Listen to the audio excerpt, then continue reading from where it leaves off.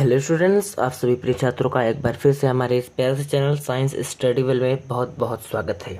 तो प्रिय छात्रों, आज के इस लेक्चर में हम लोग क्लास 12 रसायन विज्ञान का मिशन 2023-24 का न्यू बैच लेकर आ चुके हैं, जिसमें हम लोग टारगेट कर रहे हैं 90 प्लस मार्क्स का। ठीक है, तो अगर आपको 90 प्लस मार्क्स गेन करना है बच्चों, तो आप लोगों को उसी तरीके से हार्ड वर्क भी करना पड़ेगा।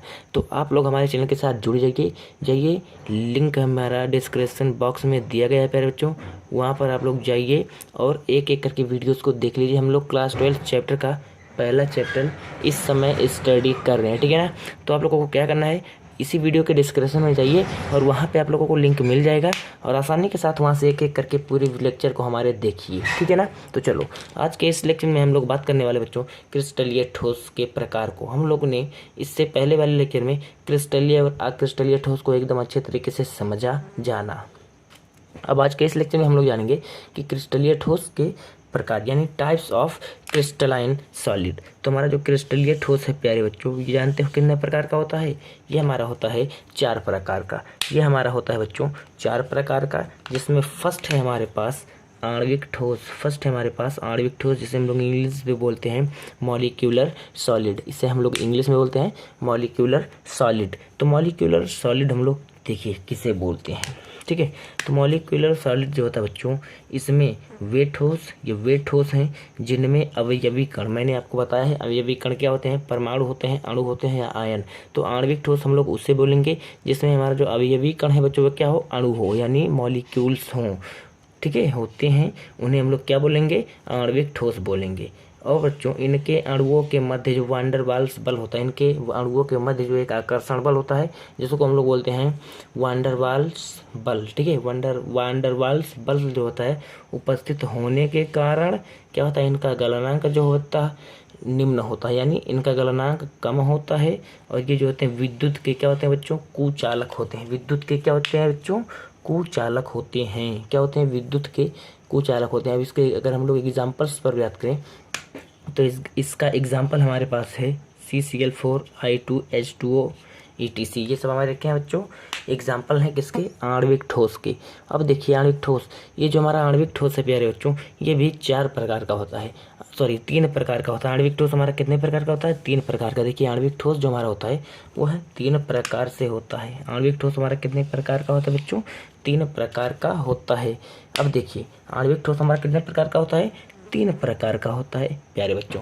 तो 3 प्रकार, फर्स्ट है हमारे पास ध्रुवीय, सेकंड है अध्रुवीय, थर्ड है H बॉन्ड, हाइड्रोजन आबंध, यानी पोलर, नॉन पोलर और हाइड्रोजन बॉन्ड, ठीक है, H बॉन्ड। अब देखिए यहाँ पर स्टेप बाय स्टेप यानी एक एक करके मैं आप लोगों को समझा रहा हूँ। देखिए HCl क्या है, ध्रुवीय। ध्रुवीय का मतलब है प्यारे बच्चों कि जैसे हमारे पास यहाँ पर देखिए HCl है, ठीक है, HCl यानी हाइड्रोजन क्लोराइड, इसको हम लोग बोलते हैं हाइड्रोजन क्लोराइड। क्या बोलते हैं, हाइड्रोजन क्लोराइड। तो यहाँ पर देखिए प्यारे बच्चों, अगर हम लोग इसको देखें तो HCl पर जो होता है, H पर हमारा होता है पार्शियल पॉजिटिव और Cl पर हमारा होता है पार्शियल निगेटिव, ठीक है। H पर हमारा पार्शियल पॉजिटिव, Cl पर हमारा होता है पार्शियल निगेटिव, यानी H जो होता है उस पर प्लस चार्ज होता है और इस पर माइनस चार्ज होता है। यानी बच्चों ये ध्रुवीय होते हैं, यानी 2 ध्रुव हैं इसमें। देखिए एक है प्लस तो एक है माइनस, यही कहने का मतलब है। ध्रुवीय क्या होते हैं, जैसे HCl, यहाँ पर देखिए S है, सल्फर हमारा क्या है प्यारे बच्चों, धन है, और ऑक्सीजन पर होता है माइनस, ठीक है। तो उसी प्रकार से बोला गया है प्यारे बच्चों कि ध्रुवीय हम लोग किसे बोलेंगे, जिस पर 2 प्रकार के चार्ज रहेंगे, 2 विपरीत चार्ज, तो उसे हम लोग बोलेंगे पोलर, ध्रुवीय। अब इसी प्रकार से अगर अध्रुवीय की बात करें हम लोग, अध्रुवीय की, तो यहाँ पर देखिए I2 अपने मॉलिक्यूलर स्थिति में, अपने आणविक स्थिति में प्यारे बच्चों। तो जब कोई भी पदार्थ, जब कोई भी परमाणु अपने आणविक स्थिति में होता है तो वह उस समय उस पर चार्ज कितना होता है, 0, उस पर चार्ज 0 होता है, इसलिए ये क्या है, अध्रुवीय। इसीलिए I2 हो गया, नाइट्रोजन है, आयोडीन और नाइट्रोजन क्या है हमारे पास, अध्रुवीय है, ठीक है ना।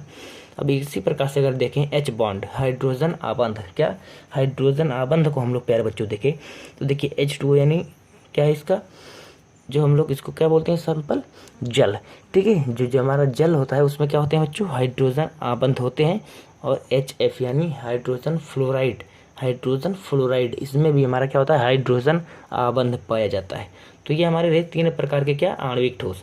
अब हम लोग अगले चलते हैं आगे। देखिए हमारे पास आगे है प्यारे बच्चों, हमारे पास आगे है हमारे पास आयनिक ठोस। ठीक है, यानी आयनिक सॉलिड हम लोग किसे बोलते हैं।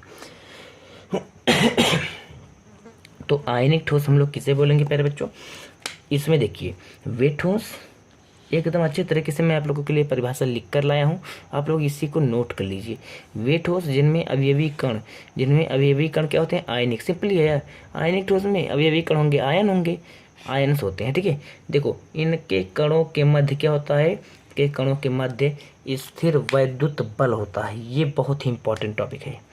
इनके किसके बीच बच्चों, इतना कणों के मध्य क्या होता है, कणों के मध्य स्थिर वैद्युत बल होता है। ये पॉइंट आप लोग लिख लीजिएगा, बहुत इंपॉर्टेंट है, बल होता है। जैसा कि मैं अगर आप लोग को थोड़ा सा स्ट्रक्चर के बारे में इसके दिखाऊं तो इसका स्ट्रक्चर कुछ इस प्रकार से होता है। देखिए हमारे पास सोडियम क्लोराइड एग्जाम्पल हमने ले लिया है। सोडियम क्लोराइड देखिए NaCl इस प्रकार से ये इनके जो आयन है बच्चों, कण है जो इनके पार्टिकल्स हैं, क्या होते हैं, आयन होते हैं आयनिक ठोस में। तो इनके जो आयन्स हैं एक दूसरे से बहुत ही तगड़े बंध से जुड़े हुए होते हैं। और Na और Cl, Na+ और Cl- के बीच में जो कौन सा बंध पाया जाता है, स्थिर, कौन सा बल, स्थिर वैद्युत बल इनके कणों, इनके आयनों के मध्य। कण क्या होते हैं, अवयवी कण क्या है, इन पे आयन है, तो इनके आयनों के मध्य क्या होता है बच्चों, स्थिर वैद्युत बल पाया जाता है। ठीक है ना, ये रहा। इसीलिए बच्चों इनके मध्य, यानी ये जो हमारा NaCl है, सिंपली इस प्रकार से स्ट्रक्चर होता है इसका। ठीक है, तो यहाँ पर इनके आयनों के मध्य क्या होता है, स्थिर वैद्युत बल यानी इलेक्ट्रोस्टैटिक फोर्स होता है। तो इसीलिए प्यारे बच्चों, इसीलिए इनका जो गलनांक होता है उच्च होता है। इनका जो गलनांक है और क्वथनांक है दोनों ही बहुत ही उच्च होते हैं। और मैं आप लोगों से एक बात और बताऊं यहाँ पे, तो ये जो होते हैं ये ठोस अवस्था में विद्युत के कुचालक होते हैं एवं गलित अवस्था में विद्युत के सुचालक होते हैं। मैं आप लोगों को बता दूं कि देखिए, हम आप लोगों को एक बात यहाँ पे बता दें यार, बहुत ही अच्छा बात है कि विद्युत धारा प्रवाहित होने के लिए क्या, विद्युत धारा को प्यारे बच्चों प्रवाहित, ठीक है, विद्युत धारा को प्रवाहित होने के लिए किस चीज़ की आवश्यकता होती है, 2 चीज़ों की। एक तो फ्री इलेक्ट्रॉन यानी मुक्त इलेक्ट्रॉन होना जरूरी है, या तो बच्चों फ्री आयन। ठीक है, फ्री आयन यानी जो हमारे आयन होते हैं एक प्लस होता है और एक माइनस होता है। अब देखिए वही बात यहाँ पर बोला गया है कि जब ये सॉलिड स्थिति में रहते हैं, जब ये ठोस अवस्था में रहते हैं बच्चों, तो ये क्या होते हैं, विद्युत के कुचालक होते हैं, यानी विद्युत इसमें प्रवाहित नहीं हो पाती है। क्यों, क्योंकि बच्चों जो इनके आयन हैं ये एक दूसरे से एकदम चिपके हुए रहते हैं। क्यों, क्योंकि इनके मध्य लगता है स्थिर वैद्युत बल, इलेक्ट्रोस्टैटिक फोर्स लगता है। इसीलिए इसके जो आयन हैं सोडियम और क्लोरीन के एक दूसरे से चिपके हुए होते हैं प्यारे बच्चों। ठीक है ना, तो इसीलिए ठोस अवस्था में क्या होते हैं, विद्युत के कुचालक होते हैं एवं गलित अवस्था में ये विद्युत के सुचालक होते हैं। ठीक है, ये होते हैं कहाँ पर, ठोस में क्या होते हैं, विद्युत के कुचालक, और गलित यानी द्रवीय अवस्था में ये क्या होते हैं, विद्युत के सुचालक होते हैं। आई होप कि इतना चीज़ आप लोगों के समझ में आ गया होगा। अगर यार इसको हम लोग गलित अवस्था में लेंगे तो इसके जो आयन्स हैं बच्चों क्या हो जाएंगे, फ्री हो जाएंगे, और जब आयन्स फ्री हो जाएंगे तो इसमें से विद्युत ईजीली क्या होगा, प्रवाहित होने लगेगा, यानी ईजिली इसमें करंट आने लगेगा। ठीक है ना, अगर इतनी बात आप लोग समझ गए हैं तो अब हम लोग चलते हैं अगले टॉपिक पे।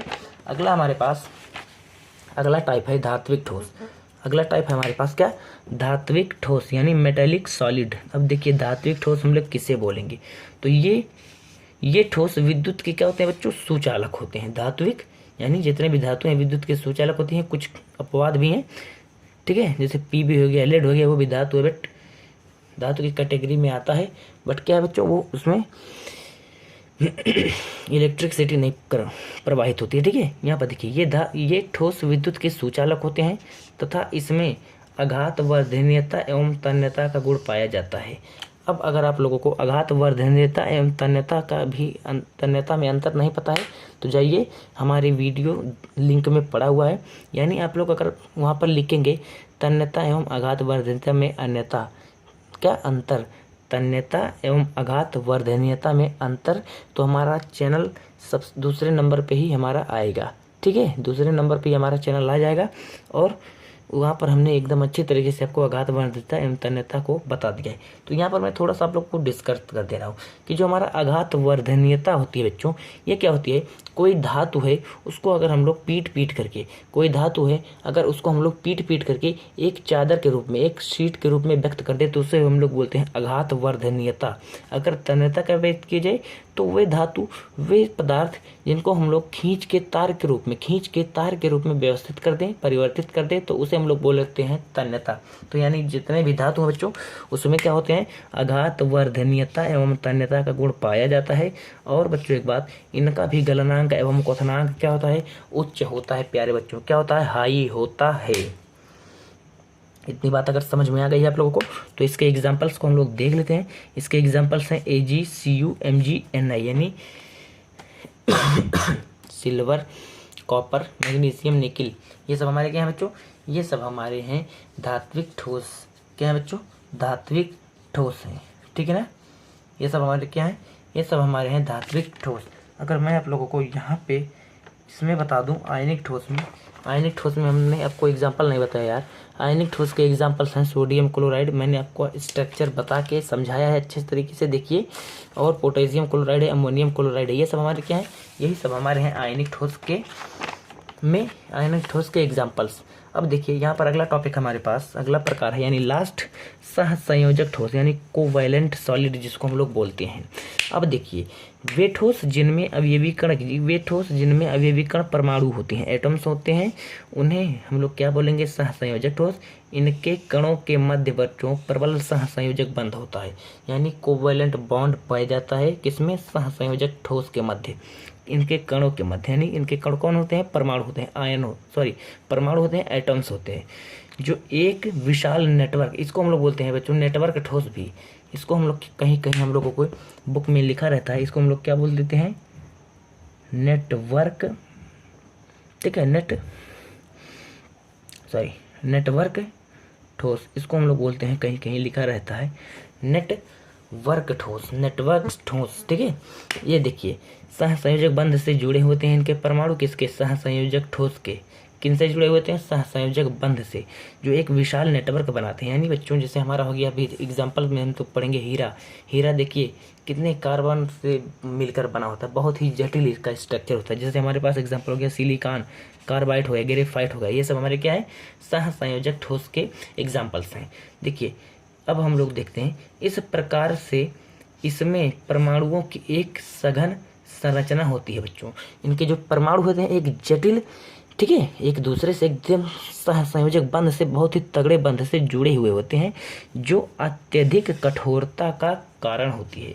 इनके परमाणु क्या होते हैं बच्चों, एक दूसरे से एकदम सघन माध्यम से, एक सघन संरचना होती है इनके परमाणुओं के मध्य। और जब इनके परमाणुओं के मध्य सघन संरचना होती है तो ये होते हैं बच्चों एकदम कठोर होते हैं। और यही कठोरता का कारण है क्या, जो इनके परमाणु होते हैं एक सघन संरचना होती है, इसीलिए इनमें क्या होता है बच्चों, कठोरता होती है। आई होप कि इतना चीज़ यार आप लोग अगर समझ गए हैं ना, तो आप लोगों ने क्रिस्टलीय ठोस के प्रकार यानी टाइप्स ऑफ क्रिस्टलाइन सॉलिड को एकदम अच्छे तरीके से पढ़ लिया है। अगर समझ में आया हो तो आप लोग हमारे चैनल को सब्सक्राइब करके बेल आइकन को प्रेस कर दीजिएगा बच्चों, और अपने दोस्तों के साथ शेयर कर दीजिएगा, क्योंकि इस वर्ष हम लोग पढ़ रहे हैं टारगेट 19, यानी बच्चों 90% मार्क्स हम लोगों को इस वर्ष गेन करना है। तो गेन करना है, बस आप लोगों को हमारे चैनल को सब्सक्राइब करके बेल आइकन को प्रेस कर देना है और अपने दोस्तों के साथ जरूर शेयर करिएगा। ठीक है, तो मिलते हैं अगली वीडियो में, तब तक बने रहिए आप हमारे चैनल के साथ। ओके, जय हिंद, जय भारत।